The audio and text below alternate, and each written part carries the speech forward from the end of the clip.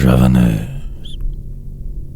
Sur un îlot désert, planté de sycomores, non loin des grands palais écroulés de Memphis, en remontant le Nil dans ma cange, je fis l'achat d'une indienne à 2 pirates morts. Oh, l'adorable fille, aux tentes du désert, sa jeunesse avait pris, dans des lignes antiques, la sévère beauté des figures bibliques, se penchant près le puits qu'ombrage un palmier vert.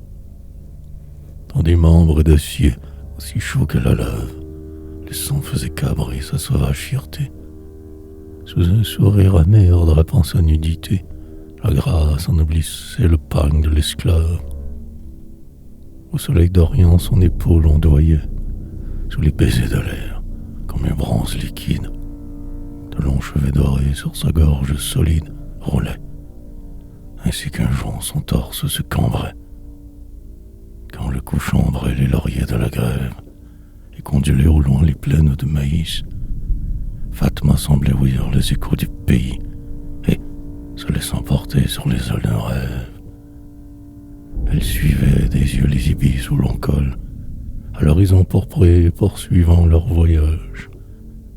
Ces belles forêts croyant voir un mirage, son âme vers le ciel aussi prenait son vol.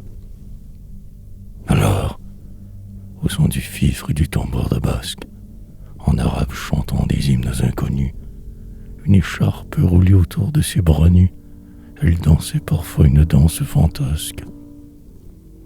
Aux ailes de son nez pendillaient 3 sequins, ses pieds d'enfant traînaient sur le sol.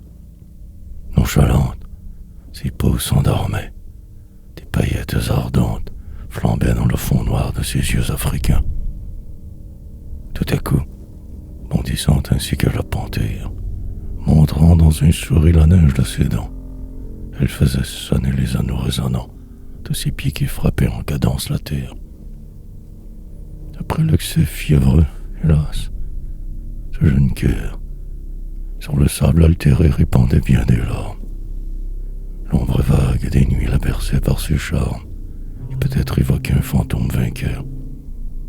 Sans avoir effleuré ses lèvres de grenade, vierge, je l'ai remise aux jungles de Java, en lui disant « Adieu,